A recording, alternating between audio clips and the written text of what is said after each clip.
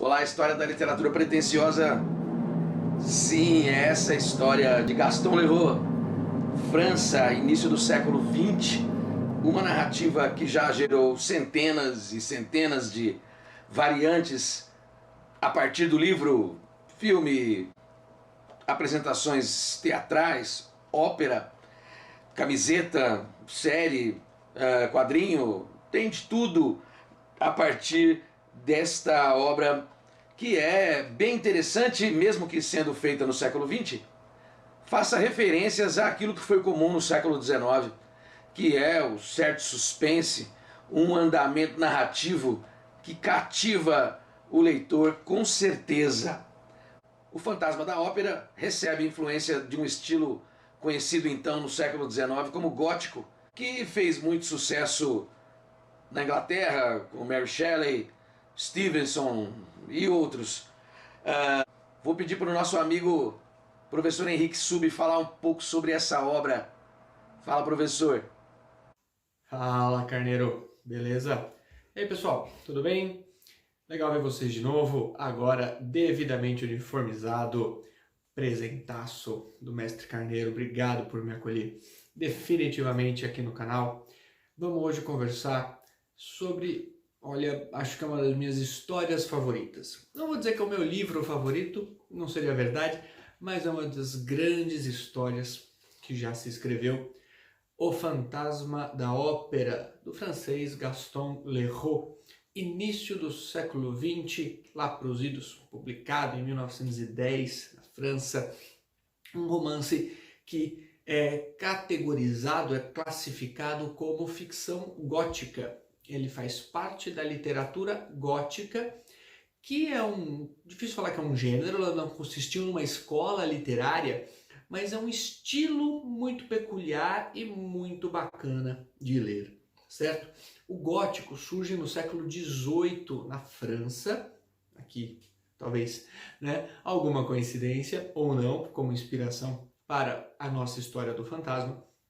E as suas características principais são a ambientação medieval ou quase isso, tá? Algo que lembra o medieval, que a gente vai encontrar no Fantasma da Ópera, justamente no prédio da Ópera de Paris, por ser um prédio muito antigo e com características, tá, de uma arquitetura também anterior, bem anterior à que a gente está acostumada hoje.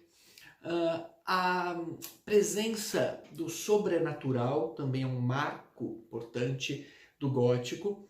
Esse sobrenatural ele não precisa ser descarado, manifesto, o cerne da questão. Dentro do Fantasma da Ópera, ele surge mais como uma dúvida.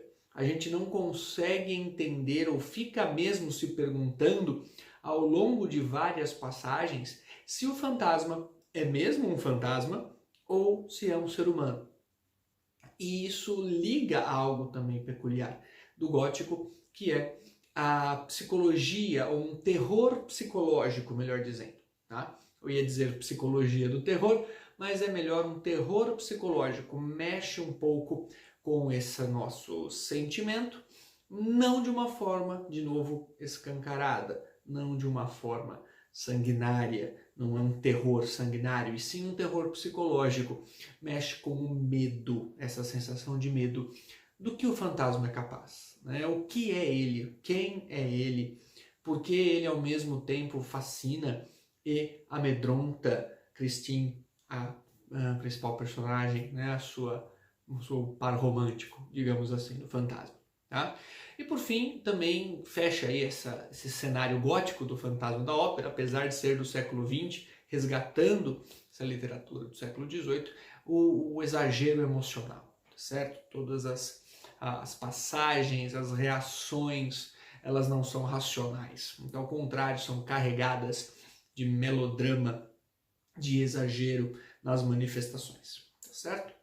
Tá bom, mas o que acontece nessa história tão famosa é que um habitante obscuro, um habitante desconhecido da Casa de Ópera de Paris, ele mora nos subterrâneos e dá as cartas ali dentro. Se os gestores da ópera não fazem o que ele quer, ele acaba praticando atos maléficos. Ele mata alguns dos cantores, dos atores. Ele chega a derrubar um lustre sobre a plateia, numa das cenas mais famosas do livro.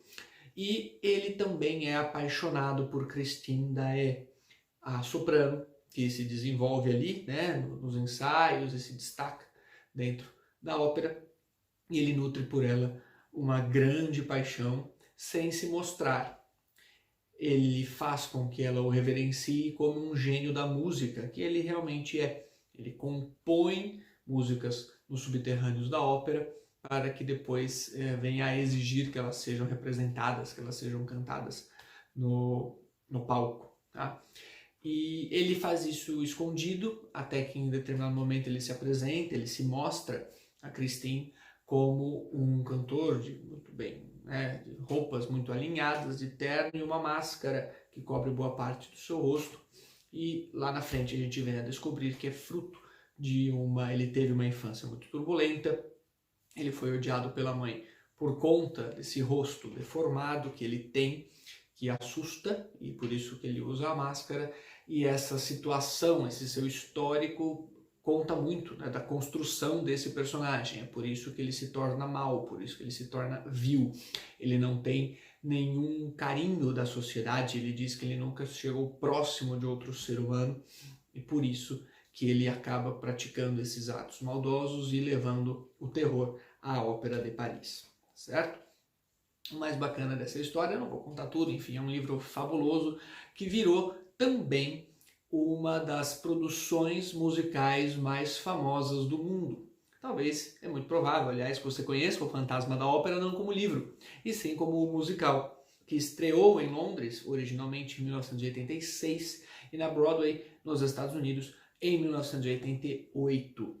Ele está, se eu não me engano, é a segunda produção musical mais vista da Broadway de todos os tempos, perde apenas para o Rei Leão. Está em terceiro lugar no West End, que é a Broadway de Londres. Também, dado o seu enorme sucesso, é uma das produções mais traduzidas, mais replicadas. Veio para o Brasil 2 vezes, em 2005 e em 2018, com produções fantásticas. Em 2005, com Saulo Vasconcelos fazendo o personagem principal, o fantasma, uma performance fabulosa dele.